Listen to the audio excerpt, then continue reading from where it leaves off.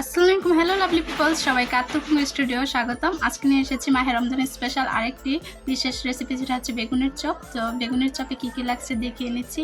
ফার্স্টে আমি দিয়ে দিচ্ছি 1/3 কাপ ময়দা, তারপরে 1/3 কাপ দিয়েছি চালের গুঁড়া, তারপরে এই জায়গায় দিয়েছি হলুদ আর দিয়েছি ধনিয়া গুঁড়া। এটা দিয়ে ভালোভাবে মিক্স করে নিয়েছি আর পর্যাপ্ত পরিমাণ নুন দিয়ে নিয়েছি, কারণ এই মিক্সচারটা ভালো হলে তারপরে যে ভালো হবে। আর এই মিক্সচারটায় অবশ্যই একটু চালের গুঁড়া আর বেসনটা একসাথে ইউজ করবেন, দেখবেন যেটা কীরকম হয়, এটা একদম পারফেক্ট হবে।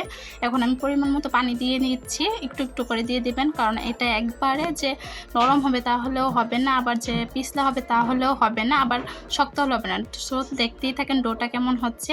আর মাহে রমজান স্পেশাল আরও অনেক ধরনের ভিডিও আসছে, সেটার জন্য অবশ্যই চোখ রাখুন। আর অবশ্যই যদি আমার রেসিপিটি আপনাদের কাছে একটুও ভালো লাগে তাহলে লাইক, কমেন্ট, শেয়ার এবং সাবস্ক্রাইব করে পাশে থাকবেন। এখন দেখতেই পাচ্ছেন কি সুন্দর করে আস্তে আস্তে করে নিচ্ছে। আর এটা কিন্তু আমার আম্মুর রেসিপি। সো আম্মু কীভাবে করছে দেখে নেন। সবাই তো পারেন বেগুন, এমন কিছু নাই যে পারেন না, কিন্তু বেগুনিটা কীভাবে আরেকটু পারফেক্ট করা লাগবে সেটাই দেখিয়ে দিচ্ছি। আর আপনারা কী কী রেসিপি চান সেটা আমার কমেন্ট বক্সে জানাবেন, সেটা আমি দেওয়ার চেষ্টা করবো। আর অবশ্যই এটা কিন্তু এটা বানিয়ে তারপরে কিছুক্ষণ 5 থেকে 10 মিনিট রেস্টে রাখবেন, দেখবেন সেটা আরও ভালো থাকে, কারণ পেটিটা আরও ফুলে ওঠে, যার জন্য দিয়ে নিচ্ছে। আর এই জায়গায় কিন্তু আমি এক্সট্রা কোনো বেকিং পাউডার বা বেকিং সোডা ইউজ করি নি। এখন দেখতেই পারছেন কনসিস্টেন্সিটা কতটুকু পারফেক্ট হয়েছে।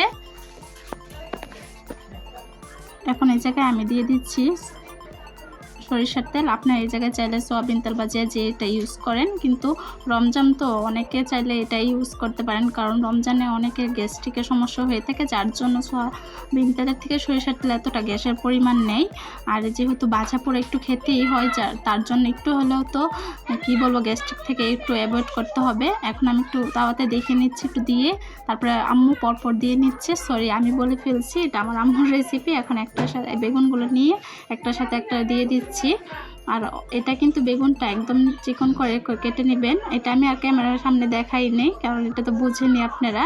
এখন আস্তে আস্তে এটা খুব ভালোভাবে ভেজে নিচ্ছি। আর এই জায়গায় কিন্তু চুলার আঁচ কোনোভাবেই বাড়ানো যাবে না।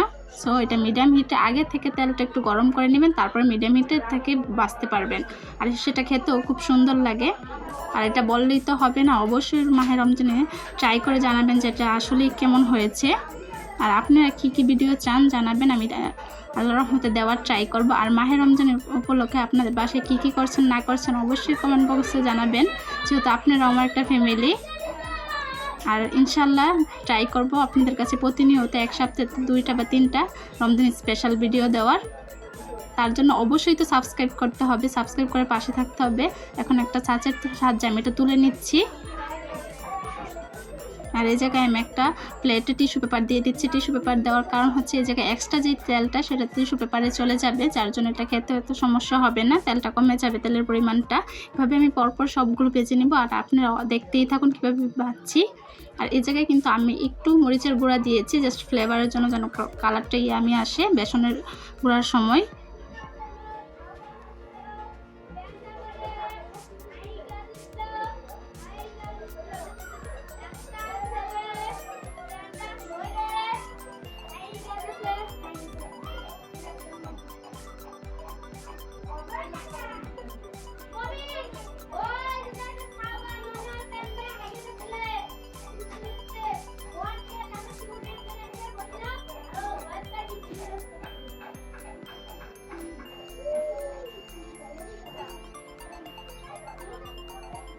আর দেখতেই পাচ্ছেন কি সুন্দর লালচে লালচে ভাইবস আসছে। আর এটা খেয়েও দেখবেন যে কেমন হয়েছে। বাসায় ট্রাই করে তবেই তো খেয়ে দেখবেন, আমি বললেই তো হবে না, অবশ্যই বাসায় ট্রাই করতে হবে। আর রমজান স্পেশাল আরও হেলদি, বাজে পোড়াল ছাড়া আরও হেলদি রেসিপি আসছে আপনাদের জন্য। সো ছাত্রই থাকুন, দেখতে থাকেন।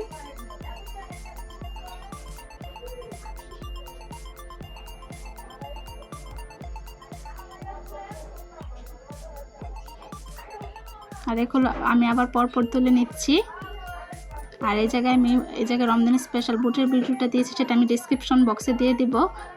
তাহলে আজকে এতটুকুই, বিদায় নিচ্ছি। সবাই আমার জন্য দোয়া করবেন। আল্লাহ হাফেজ।